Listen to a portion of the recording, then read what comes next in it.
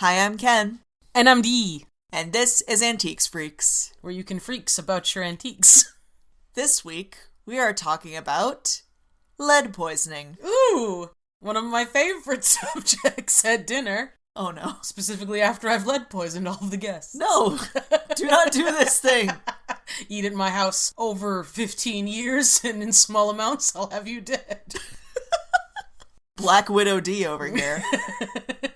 Now, you may be wondering, what is lead? Yeah, I mean, I don't know what it is. I'm a fresh baby mind born into this world. Lead is a heavy metal. Sick. You can't see, but D just threw the horns. And headbanged a little. Yeah. It is also a chemical element with the symbol uppercase P, lowercase b, atomic number 82. This is meaningless to me, but it might mean something to you all. It always bothered me that we call it lead, but PB's for plumbum. Oh, we're gonna get into that. Okay, yay. As a metal, it is soft, malleable, and with a low melt point, which means it's easily extracted from ore. It's also a neurotoxin. Alright, you can't see this at home, but man, Ken was beaming for that last part. Second point, what is lead poisoning? Tell me more about this neurotoxin. According to Wikipedia, quote, lead poisoning is preventable. Right off the top, huh? Oh yeah. You're just gonna shame me for getting lead poisoning. It happens when lead builds up in the body, possibly over years. It is fatal at, quote, very high levels. Okay. Lower levels are still bad, Yeah. especially for children. Does it say what high levels are what they qualify as, or is it one of those things where, like, without context is meaningless? For now, I will say that it is a hotly debated issue, but put a pin in that because we're coming back to it. Oh, okay. Bing. Symptoms of lead poisoning include partial blindness, hallucinations, hearing loss, quote, unusual taste, slurred speech, quote, blue line along gum, sperm dysfunction, pregnancy complications, decreased libido, malaise, fatigue, weight loss, abdominal pain, nausea, constipation and or diarrhea, wrist and or foot drop. It's when the nerves in your feet and or hands give way so you cannot move them upward. Okay, I thought it was something Skrillex did. No. God willing, no. Yo, Skrill, drop the wrist and or foot. Pallor and or lividity, anemia, personality changes, depression, irritability, memory loss, cognitive deficits, delayed reaction times, loss of coordination, tremors, convulsions, and seizures, delirium, coma, and death. Okay, that sounded like you're studying to write a Victorian novel. I mean, I am, but... Well, yeah. Like, that just sounded like the next chapter when the heroine gets dumped, and she has... All of this. All of this. All of this. Yeah, this is like that one chapter in Wuthering Heights when Kathy just will not die. Yeah. Quick asterisk, it has also been linked to gout, and that will become important later. Okay, I didn't know that. So that's all really serious. Yeah, no, it's not a great time. Don't get lead poisoning. Here's how. Alright, teach me.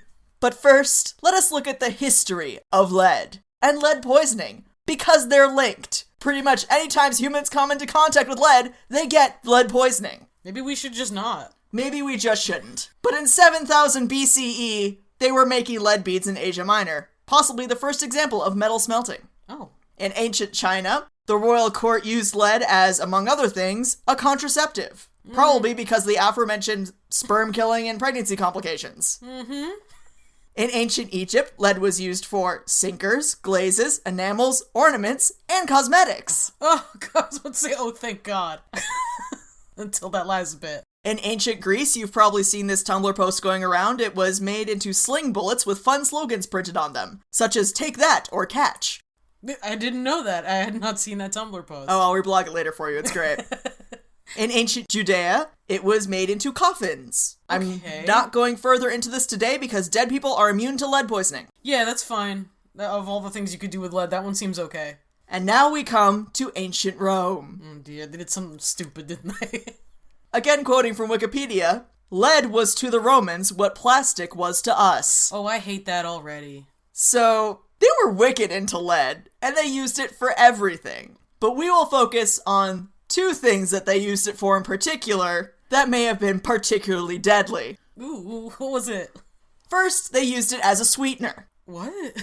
Look, I don't want to give away too much about, like, my personal history and personal life, but it doesn't taste good. Dee, please stop eating lead. Please. I can't do this podcast alone. Please stop eating lead. Look, I'm just gonna, we've made a lot of fun haha jokes before about how, like, 90% of my experience with antiques has been putting them in my mouth, so this is now a safe space where I can just say, lead doesn't taste good. I don't get that. I'm saying this because I'm your friend and I love you. Please stop eating lead. I will. Okay. But your teeth are good for testing the softness of certain metals. And I haven't always been good at immediately differentiating lead from pewter. Okay.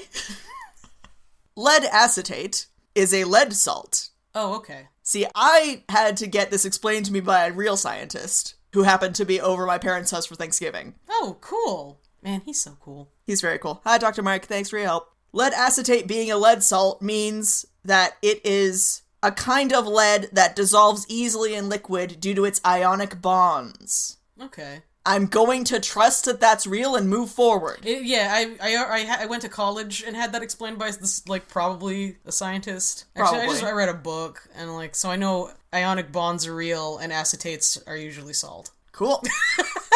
Such an Dr. Mike is now just ripping. He's like, what the fuck did you say, dumb? This is the Acetates are salt. Next. This is the Shrinky Dinks problem all over again. God. Anyway. Oh boy. Lead salts have a sweet taste. That's dope. Actually, no, that's No, terrible. it's not. It's bad. I just realized. It's bad when the poison tastes good, D. This is the same problem as antifreeze. For a second there, I was like, theoretically, that's kind of fun. No. And then I realized that there's, like, a whole practical problem. Yeah. You gotta make the poison taste bad. Oh, a bunch of shit just came on me all at once. The paint thing with the kids. That's why, huh? Oh, we're gonna get into that. Okay. We're gonna get into a lot. Okay. In ancient Rome, these lead salts were used as a sweetener, particularly in wine production. It's a good thing the Romans hated wine, oh wait. People dead from lead sweetener poisoning include, these aren't from ancient Rome, but they're notable names, Beethoven. What? Really? From wine. Oh. And, lots of lead showed up in his hair. Okay. Pope Clement II, Well. in October 1047 AD, becomes the first confirmed lead acetate death. He was definitely poisoned with lead sugar. No one knows whether or not it was a purposeful assassination. Oh, okay. So he might have just been craving that wave? Yeah. Lead has an excellent KD ratio right now. Yeah, no, yeah. Just a confirmed kill. You and your video, James. So, how did Beethoven get it? Because he was pretty late in the game for just sort of slurping on lead. So, lead as a sweetener for wine started in ancient Rome. It didn't stop in ancient Rome. Oh. But while we're in ancient Rome, I would like to note that Cato the Elder and Pliny the Elder both recommend lead vessels over copper or bronze for sweetener preparation because lead just makes it sweeter, while copper and bronze might make it bitter. Good advice. I'm not a scientician, but... Was it Pliny? To them, yes. But also, my minimal understanding of copper and bronze is that they have disinfectant properties. Yeah. So they would have made the wine safer to drink. Yeah. But no, let's go with lead, because it tastes sweeter. They're also non-porous, so that's, like, better for holding a liquid. Humans have never been great at making good nutritional decisions. Wait, were they actually saying that one of the benefits of putting in a lead container was that, like, maybe the container will melt into it a little bit? Yeah. That's not a good vase. Well, it was also part of the process for making sweeteners in general for all their food. Like, the other option was honey. So if you didn't have honey... Yeah, I know, right? Who would choose anything over honey? But no. If you don't have honey, you take grape juice and you mix it up with lead salts and then you concentrate it and then you concentrate it again and then you put that into your wine. And then you drink it and then you fucking die. God. But they weren't just putting it in wine. Aww. Because they were also using lead for their plumbing. Well, wish you could say that it ended in Rome. I know for a fact it didn't. So we're going to take that pin we put into plubum at the top of this podcast and use it now to point out that the Latin plubum for lead became the English word plumbing. Oh, holy shit. Yeah, and now the elemental tables still make sense. Wow. Now I feel real dumb for mentioning that I took chemistry in fucking college. And, like, never hit that level of realization. It's like, I can't even back out gracefully. I already said out the top, I went to college and studied chemistry. Fucking, like, years later, I'm just like, plum is plumbing! It's cool, I talked to a real-ass physicist this weekend and I'm still stupid. Now. Anyway, Rome had lead water pipes with predictable results. Was the result that there was lead in the water? Yes! Since, like, apparently they'd previously established that lead will leach into your water? Indeed. Did it make the water taste better, at least? We can only hope. Part of the reason they used it for their water pipes is because lead doesn't oxidize the way that, like, copper and iron and whatnot will do. Okay. So... I guess I can see at the base how that's helpful. It's just... Copper won't... Well, copper might poison you, too. Will it? Like, if you just straight out eat it. Well, I guess I'll just have to stop my penny habit. Anyway, some people believe that lead poisoning from these pipes may have contributed to the downfall of the Roman Empire. That much, huh? This is a hotly contested issue, so we will leave it to the classicists and the archaeologists to sort out. You guys are on it, alright? Listen, we just passed the buck. Meanwhile, back in ancient Rome, absolutely everybody knew that lead poisoning was a thing. What? Yeah, this isn't a case of, they were in the past, they didn't know anything. No, they absolutely knew that lead poisoning was real and killing people, and they still went forward. D is giving me a face. They did all the work necessary to forge the connection, and they were like, what the fuck else am I supposed to do, get honey? Gross. That's bee barf, that is. I'm drinking straight lead. They knew the whole time? Oh, they knew. They even had a fun word for it. Lead poisoning victims were called Saturnine, or Saturnine. Were they trying to make it sexy? They were trying to make it sexy. Saturn is the father of all gods, therefore lead is the father of all metals. They were trying to make it sexy. I hate being right. The Saturn symbol was later used to indicate lead in the medieval science of alchemy. Of course. Even they didn't eat it. Speaking of the medieval period... Oh god, did they eat it? Am I wrong? The medieval period.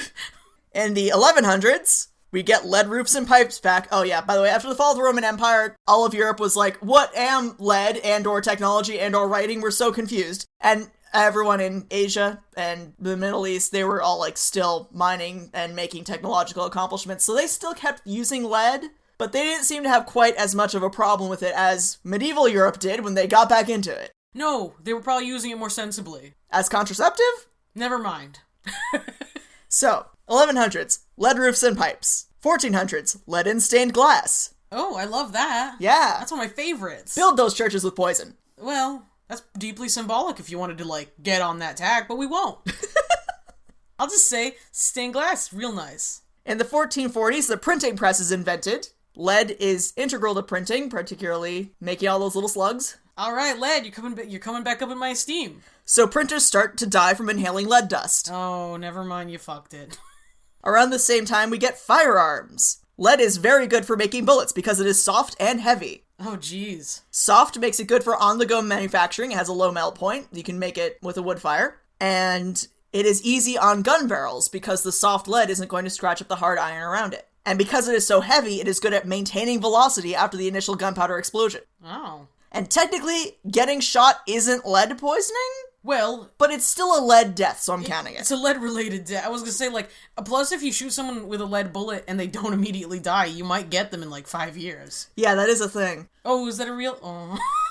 I was just trying to make it... Yeah, it's not one of the history ones, but there is a case of a mother and her unborn child dying of lead poisoning because of a bullet lodged in her spine. Oh, joke retracted.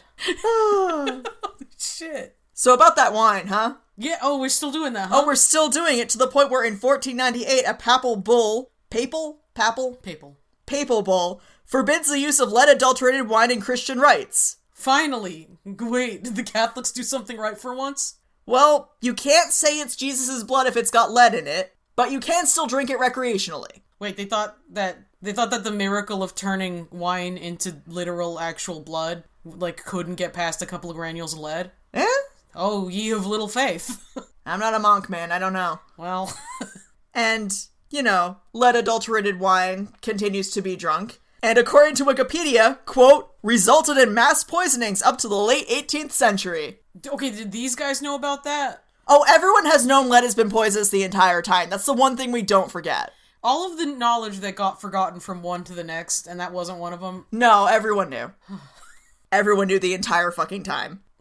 In 1610, your boy Caravaggio kicks it, possibly because of lead poisoning. Oh, was that also why he was so fucking off-tilt? It might have been. Whoa, really? It might have been. One, there were high levels of lead in salts and paint. Yeah, painters get that a lot.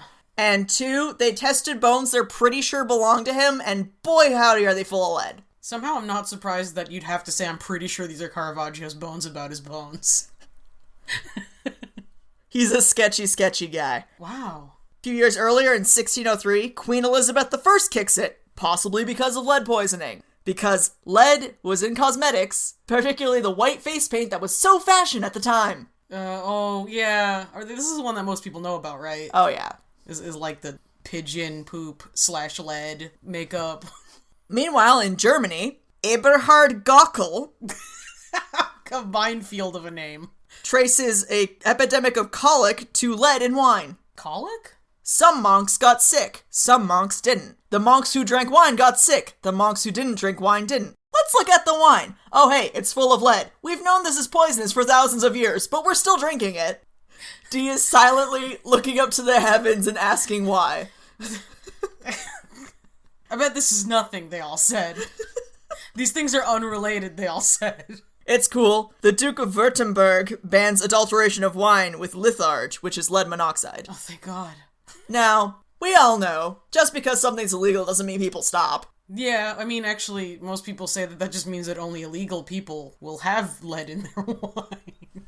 And poor people. And poor people. Who can't afford to get non-adulterated wine. Welcome to the 1700s! Yay! I hate this tour. Now, Dee, you are more versed in the ways of alcohol than myself. Yeah.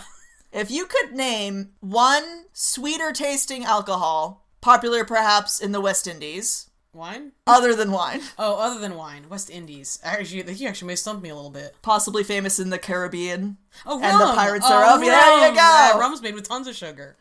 And also lead! Oh, come on. Rum too? You're gonna do rum like this? I'm gonna do rum like this.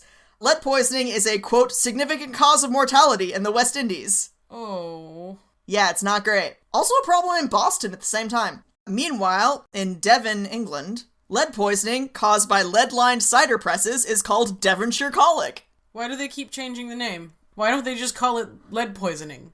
Because it's not fun if it's lead poisoning, but Devonshire colic is like trendy. But colic is what babies get, and it's like normal. Yeah, because they have lead poisoning. Is that true? Eh? Oh. But yeah, lead continues to be added to cheap wine illegally throughout the 18th and early 19th century. Oh, so it's at least a shady practice now. Oh, it's shady, but that doesn't mean anyone stopped. Oh no, it's probably worse than ever. Yeah. 1786, Ben Franklin observes lead poisoning might suck. The absolute madman. But move out of the way, Ben, it's time for the Industrial Revolution! Oh god, I can feel the lead in me now. To absolutely no one's surprise, the Industrial Revolution increases workplace lead exposure. Increased a lot of exposures, but yeah. It increases workplace exposure to everything bad for you. But lead is among these, and we'll focus on that today. According to Wikipedia, quote, for the first time, lead production rates exceeded those of ancient Rome. Oh boy, we're right back. We're back! Lead is back, baby! Lead is back on top. Woo! Father of all metals, let's go! Strap on that lead bag, baby. We're about to get Saturnine. At this point, lead paint is introduced to houses. Wow, and I know for a fact that's a problem that's not going to go away anytime soon. Which means we now have childhood exposure to lead in addition to workplace exposure. It is worth noting that children were in the workforce at this time, so they were already getting exposed to lead. So the real reason anyone sat up and took notice is because lead exposure was now happening to middle and upper class children who did not work. Dee has put their head down on the table and is laughing helplessly. That's such a bitter pill to swallow. Just like, we weren't concerned that kids were getting exposed to lead, because of course they were. Put them in the factories. What are they supposed to do? This is our fancy rich kids are dying of lead, and now we can't figure out why. You called it a bitter pill, and I must correct you. It's a sweet... It was, in fact, a sweet pill thanks to the lead acetate.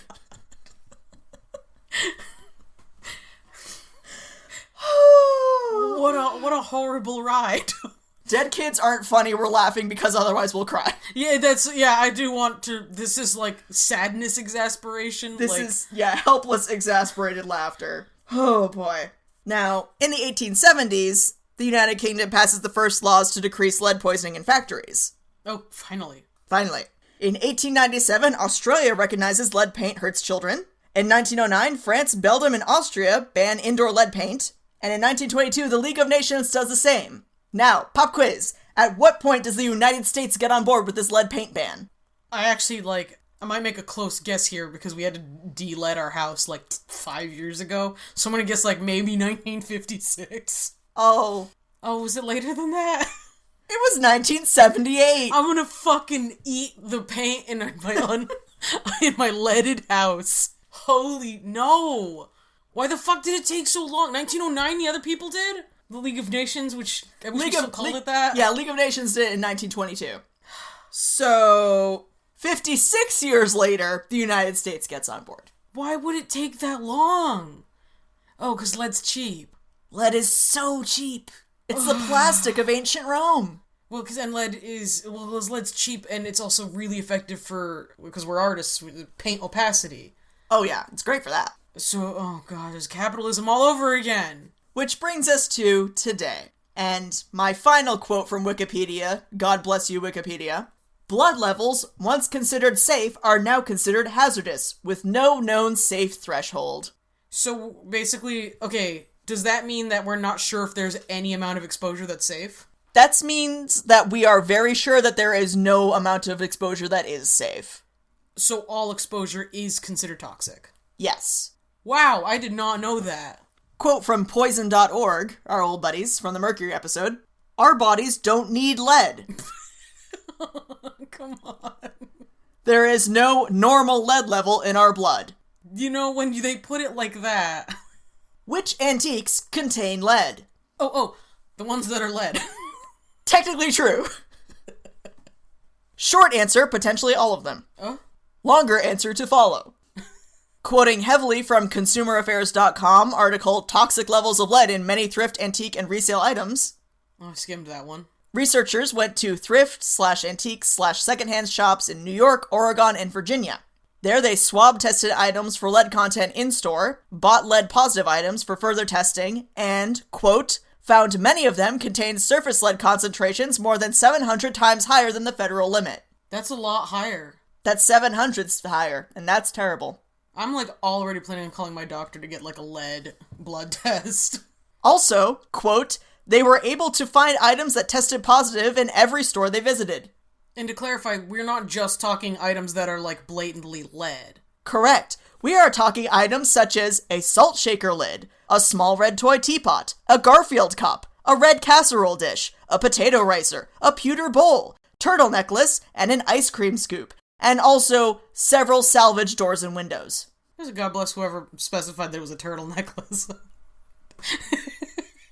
Thank you, ConsumerAffairs.com. Could have said necklace. The ice cream scoop had 2 times the limit of lead.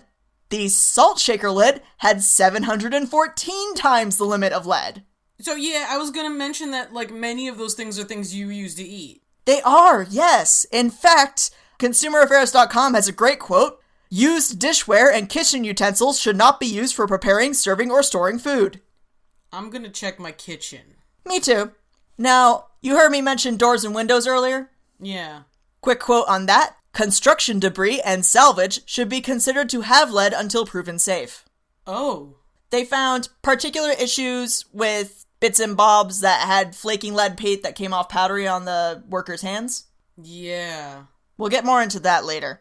They also, several times throughout this article, make a point of mentioning that the use of salvage construction is trendy. Trendy, huh? Trendy.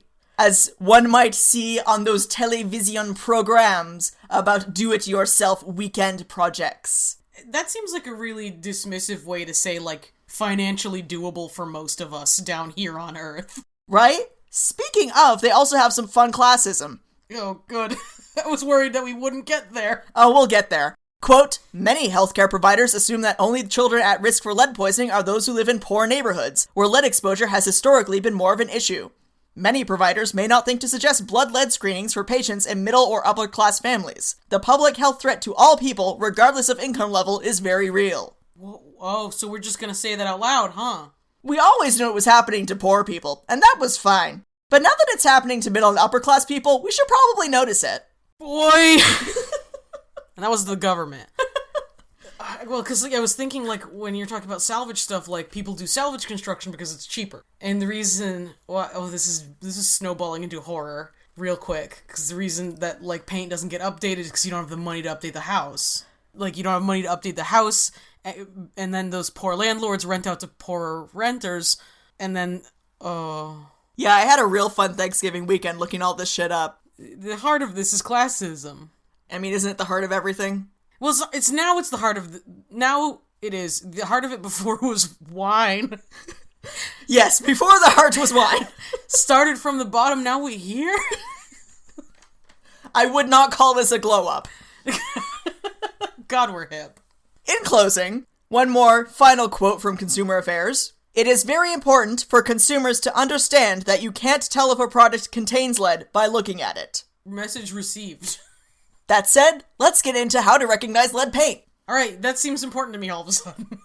Particular objects to watch out for with lead paint specifically are furniture, toys, and salvage windows and doors, etc. When lead paint chips, flakes, cracks, what have you, it releases lead dust into the air, where it then goes straight into your lungs. Inhaling lead is the absolutely worst way to get it in you. I'm just flashing back to working in the furniture section. Yeah, no, same. Hashtag same. Yeah. How to tell if something has lead paint? Lick it? No, do not lick it! Stop licking antiques! Oh, the acetates aren't in the paint, that's right, okay. No. To be honest, you should be suspicious of everything with paint on it pre-1978. Wow, that's a wide brush. Well, we're in the United States, and we didn't ban it until that year. God, this country is the worst. I mean, you're not wrong. However, be especially wary of white paint. That scans. And extra wary of white paint crackling in an alligator pattern. Oh, so crazy. Yes. Oh. So you know that white crackling look we made fun of Flea Market Flip for? They were doing it the only way that wouldn't kill them, huh? Yeah, like, it still looked hideous, but it was less deadly than doing it the natural way, so half props, I guess? Kudos? Sure. I guess I'm always going to have to, like, stand up for things that are less deadly as opposed to just authentic. Now, you may be thinking, I can fix this. I'll take off the paint. Mostly I'm rocking back and forth in my head, but sure, why don't we pretend that's what I was thinking? Do not take off the paint.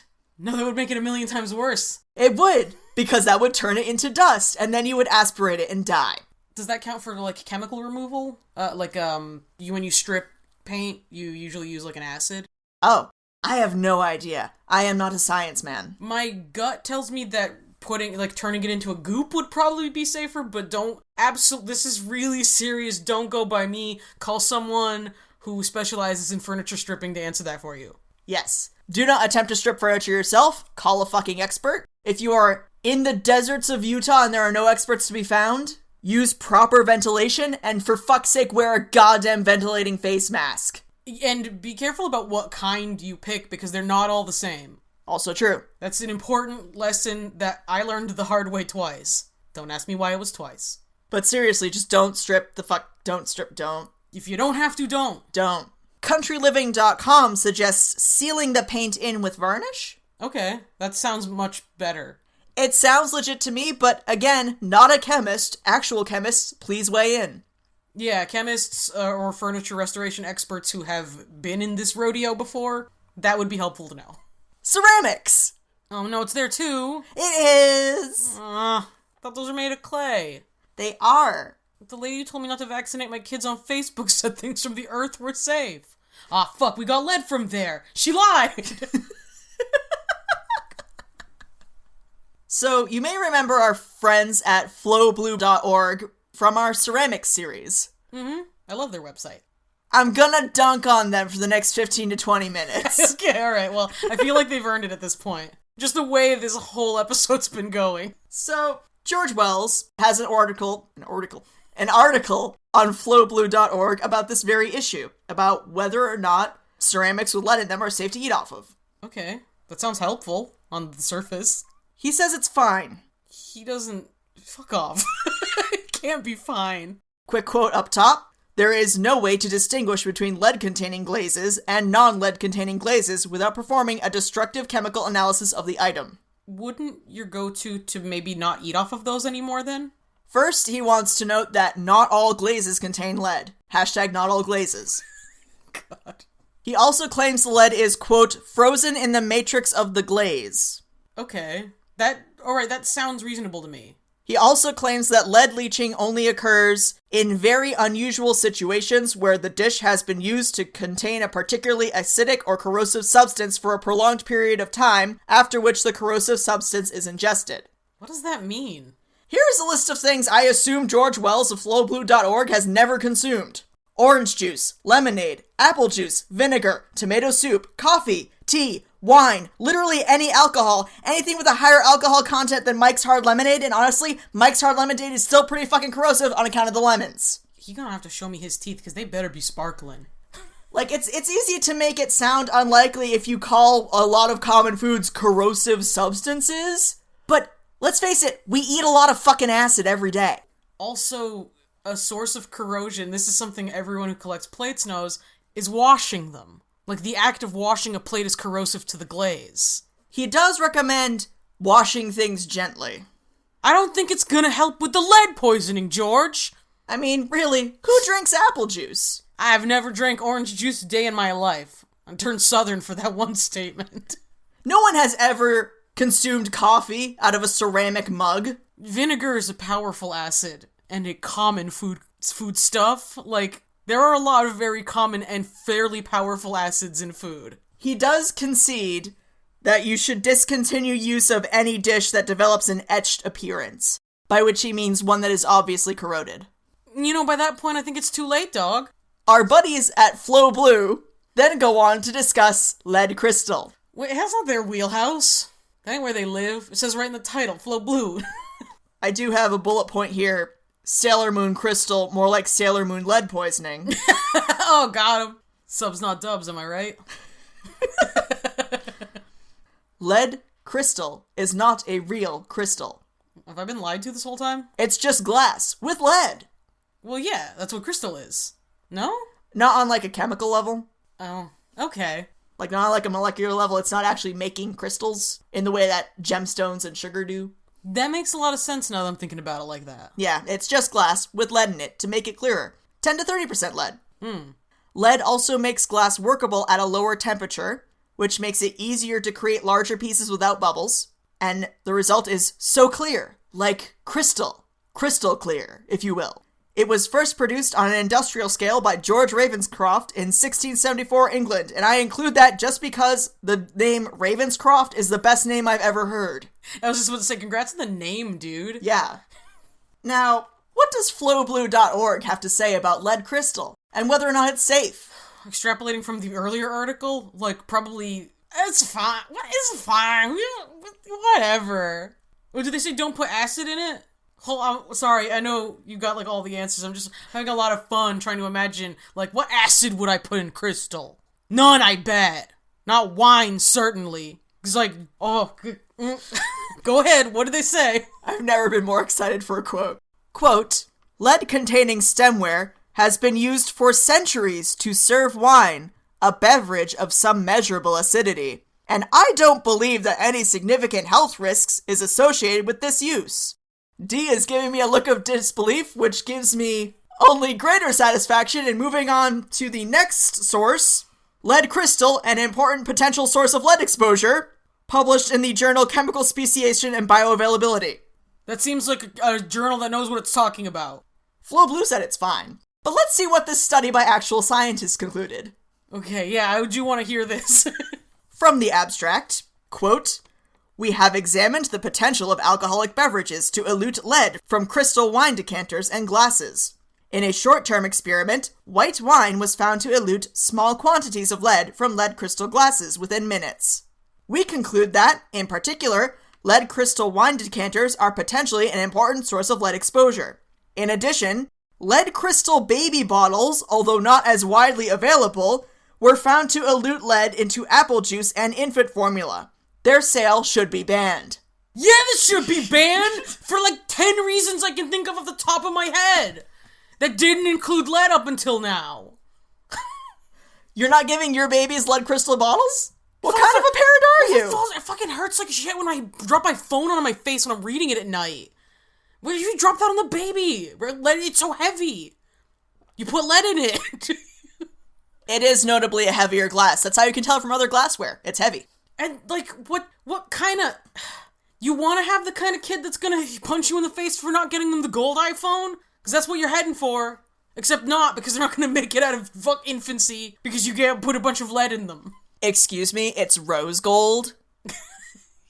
Sounds like someone had a crystal baby bottle. Just kidding, you wouldn't be alive. God. So, real talk, I had no idea that a crystal baby bottle existed until that sentence came out of your mouth. Same. Hashtag same. Like, what you just heard was just me raging at the light. To quote further, this time from the California Department of Public Health. Oh, everyone likes to dunk on them, but they usually know what they're talking about, huh? Children should never eat or drink out of leaded crystalware. That sounds like a fine suggestion to me, California. The FDA has a few more suggestions. They say, do not use lead crystal every day. And occasional use is all right, but if you have a daily glass of wine, don't drink it from a crystal goblet. Because the fun thing about heavy metals is they build up and build up and build up in the body and don't get flushed out, like other toxins. The earlier report said that the leaching happened within minutes. Yeah. Maybe just don't. Maybe just don't. Glass looks fine. Most people can't tell the difference. Maybe just only drink milk out of it. Who knows? Yeah, would that be safe? This is my milky goblet. It's for cookies. Now, given that last point, let's go back to the beginning of this podcast and think to ourselves, hey, you know who drank a lot of wine from crystal goblets every day? The Romans? I'm thinking more the Victorians and the Regency folks. Oh yeah, they did. Like a lot. Hey, you know who had a fuck ton of gout? Oh, hey, they did. Yeah, hey. Hey, remember that link between gout and lead poisoning I was talking about earlier? Oh, hey. Yeah. Hey. There's that. I was thinking, I don't know how off base I am here. I kind of keep going back to, like, the Victorians and their, I'm gonna call it uncharitable excitement about the concept of madness and how much that lead poisoning seems to cross over with that. Oh, yeah. There's a whole theory I didn't have time to get into, but, basically, lead used to be in gasoline, which meant that there were lead fumes that everyone was breathing in for a few decades, and then they stopped putting lead in gasoline, and then the crime rates dropped. Oh. It is a hotly contested correlation-causation thing, but knowing that lead exposure in children makes them have, like, rage explosions. Well, I'd say neurological impairments, but yeah. Yeah.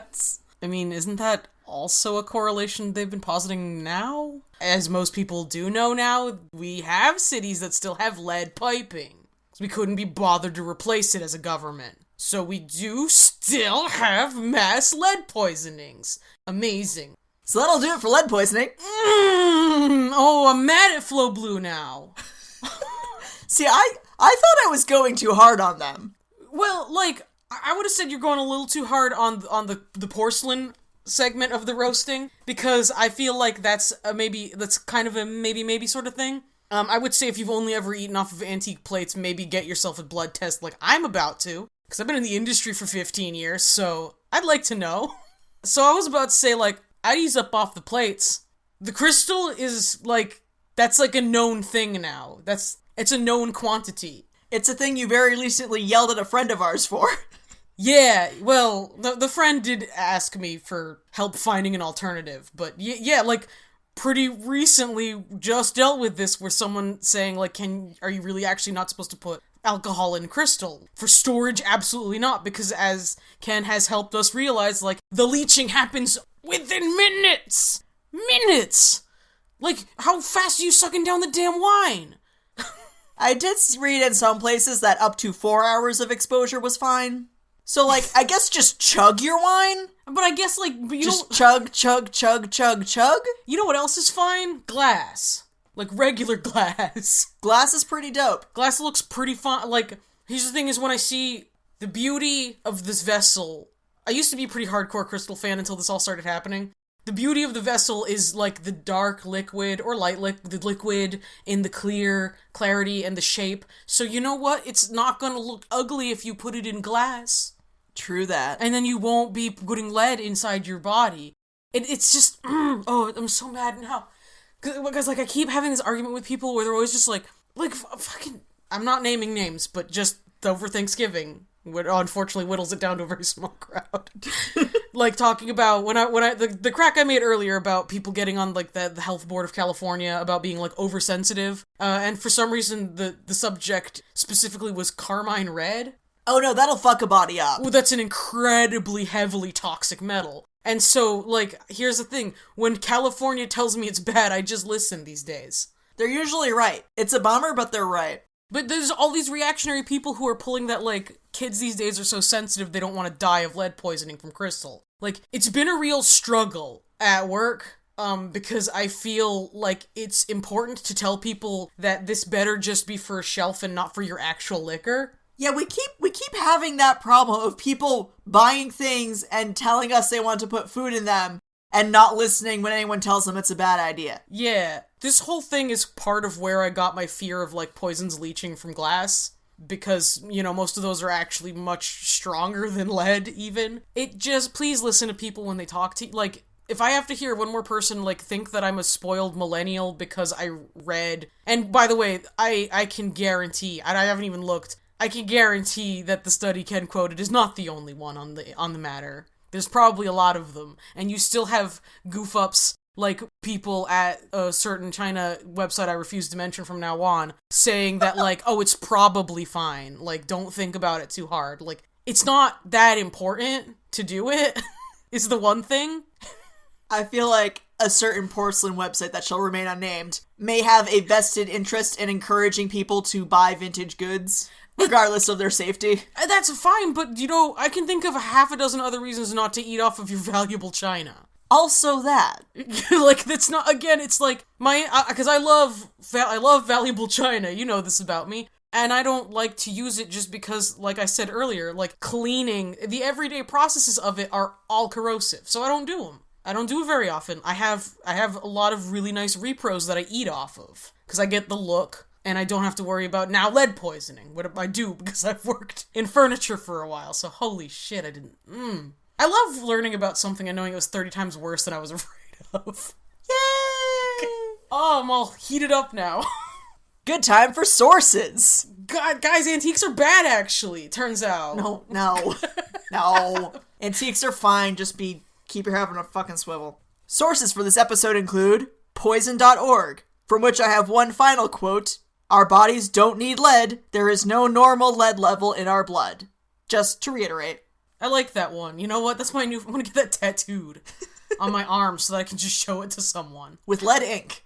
Yeah, there we go. So I can be a living/dying example. CountryLiving.com had a good article, Lead Paint on Antique Furniture.